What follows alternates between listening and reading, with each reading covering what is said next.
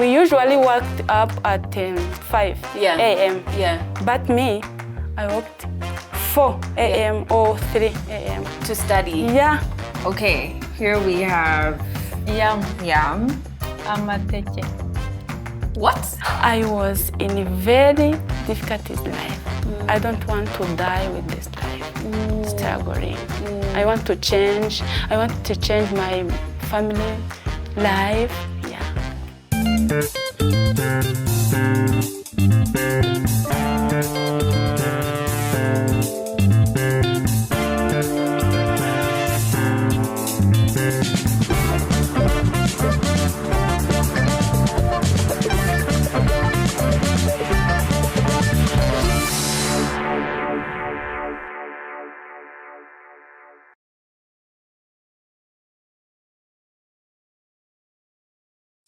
I'm heading to the north of Rwanda to a place called Musanze, formerly known as Ruhengeri. Musanze is known most for the Viranga chain of volcanoes, and it's where most of Rwanda's gorillas can be found. All this has led to a boom in tourism, making Musanze one of the fastest growing cities in Rwanda.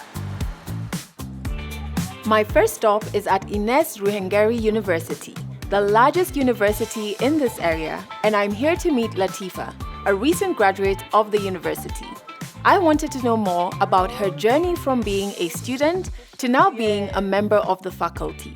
Were you born in Musanze or where were you born? No, I was born in the Burera district. It's a district closer to this district, Musanze district. I'm the firstborn in my family. Yeah. We are 8 children in my family. Very many. Yeah, we are so many, yeah. And so how was life like growing up in that district? At the beginning of primary school, life was easy. My parents bought pen, notebook. But as time went out, my father was sick. Okay. Stomach. Okay. That time I missed the classes, sometimes a week, like two times a week, to go to find some money to buy a notebook, to buy like shoes, simple ones. Yeah.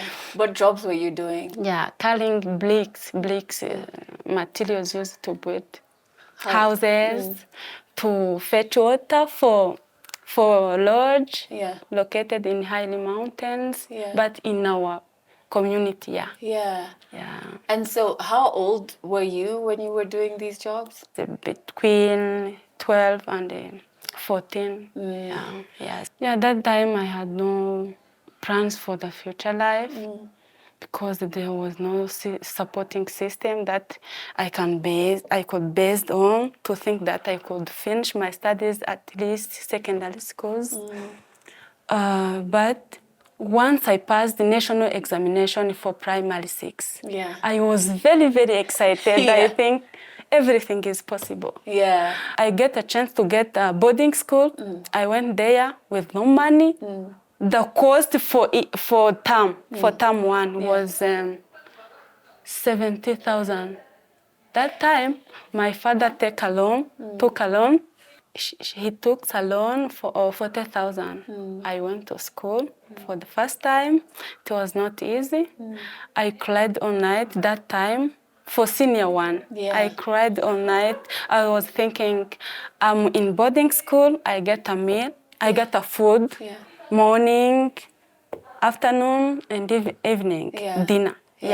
But I thought my parents are thirsty, are hungry.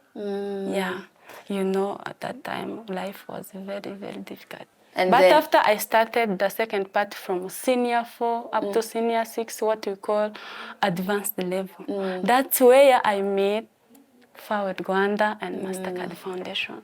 I was among the best performer from the first one up to the 5th one. Yeah, among them. Yeah. Even with all the stresses, you were still... Yeah. I cried all night and I waked up very, very early. We usually worked up at 5 a.m. But me, I worked 4 a.m. or 3 a.m. To study? Yeah. Wow. Because I thought that I was in a very difficult life. I don't want to die with this life, struggling. I want to change. I want to change my family life. Yeah. How did you first hear about FAWE Rwanda, and were you trying to figure out where you were going to get school fees from? I had the news that FAWE Rwanda and Mastercard Foundation, they are taking some students finished their ordinary level with social economic disadvantage. I said, no, let me do this. I don't know what will future bring. Yeah. And do you remember where you were when you got the news that you got the scholarship? I was coming from Kigali. Yeah. At the end of holidays. Yeah. I called my parents. My parents say, oh, a person from FAWE Rwanda, I don't remember well. A person from FAWE Rwanda called me, tell me that your kid got chance to get a scholarship from FAWE Rwanda and Mastercard Foundation. No need to go to buy a pen, no need to go to buy anything related to the school materials. Yeah. We will cover all those things. Yeah. Oh, my parents was very excited that time. I was in a car from Kigali to Musanze. I said, oh my God. It was very amazing. It was very, very excited news. I was like, am I dreaming or it's real? Yeah. All that time it was real. I was joining a combination of option. Yeah. Mathematics, physics, and chemistry. I was very excited, but I tried. I studied very hard. I finished with the best grade that made me to join university. But stresses reduced because they gave me everything any student can get to study very well. Yeah. Why did you pick those? Statistics. Oh, you've always wanted to go into statistics. Yeah, I want to get a PhD in statistics. Okay. And so you finish and you're the top student? Yeah. Wonderful. And the scholarship is still continuing into uni? Yeah. Okay. Continued into university for 4 years. And so when you came, what are some of the things you liked about university life? Yeah. Studies? Yeah. Yeah. Because I focused on studies because I always say that I don't want to die poor. Yeah. I have to get the best grade at the end of university. At the end of university undergraduate program. Another thing was mentorship from FAWE Rwanda. Where we have run so many things. Yeah. Like writing CV, resume, how can you behave during interview, before interview, means interview preparation, during interview, time management. We have done so many things from mentorship. Yeah, even career guidance. Yeah. Listening to Latifa, I'm beginning to really understand the importance of mentorship and how it teaches you important skills beyond what's taught in classrooms. So I wanted to ask Esther, one of the FAWE mentors, why mentorship is important to her. So I want to know, why is mentorship important to you? Why is it important for you to mentor young girls? I was taught mentorship when I was young, and I didn't know that I do the mentorship. And I coming older, I continue to do mentorship because I like to mentor. I like to help someone who have the problems.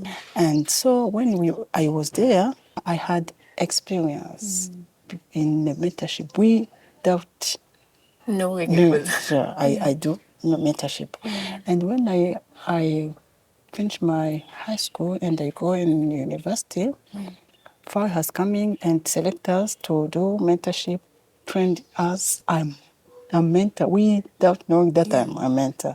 Did you perform well? Yeah, I was the best performer I was the second performer in the whole campus. where I got 1 million as the best award for that praise. What? The first one and the second one, they get 1 million in the whole campus. Yeah. Congratulations. Thank you. That's a lot, you know? That's it no was easy feat. very, very exciting. Yeah. Yeah. And so immediately afterwards, you got a job. After defending my dissertation, Yeah. I defended my dissertation in August, Yeah. but in September I was working here as tutorial assistant in my department. How did you get hired in the university? Oh How my did that God. happen? Yeah. Okay, just as I had the recommendation that this girl finished her studies for 4 years. She's waiting for graduating. Yeah. Let us appointing her as tutorial assistant. I was very speechless. I thought, oh my God, who am I to get this chance? Yeah. But I praise to God.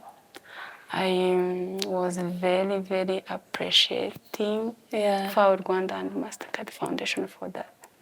And how is your family now? Did your dad get better? Yeah.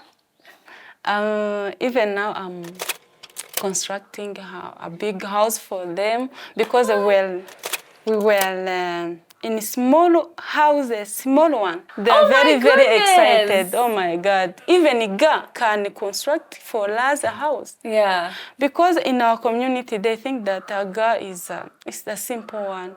Yeah. If you have a girls in your family, they thought that nothing they can change. Yeah. They can't be change makers in our community. But right now, there is mind transformative in my community. Because you're seeing young women like you making changes.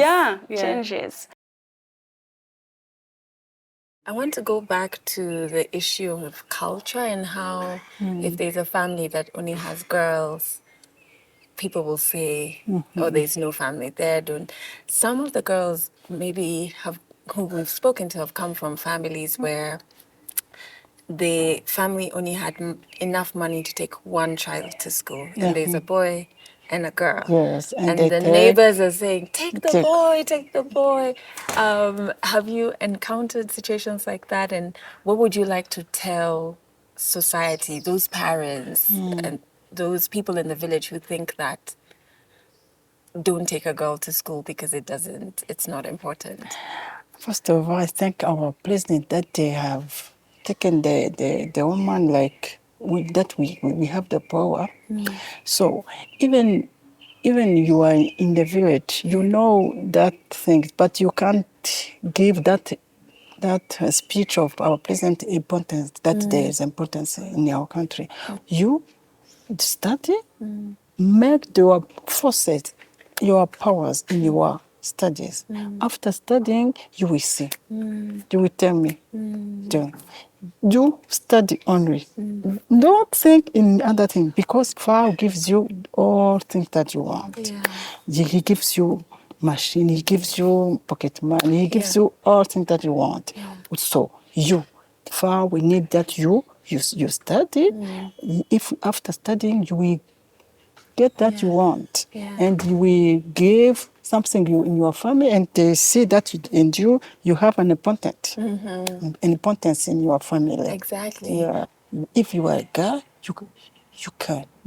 If yes, you can. You can do something. You can do something for your family, society, and the others. Yeah. There is change mind for my neighbors, generally in my community. They say, oh, even girls can make a change. Yeah. What are your hopes for other young African change makers? What would you want to tell them, and what do you think we need to do to support them more? Keep in mind that nothing is impossible. If you work hard, if you work in your team and work hard, you will achieve more. You achieve more. Another thing is that there are different opportunities that we can use as African youth to achieve our dreams, to develop, to contribute to the development of our countries. Be kind, courageous, so that we can achieve more. Yeah, because we are able. Yeah. Nothing is impossible, and never give up. I've learned a lot from Latifa about how determination pays off. I wanted to see what else I can learn from her over a spot of lunch.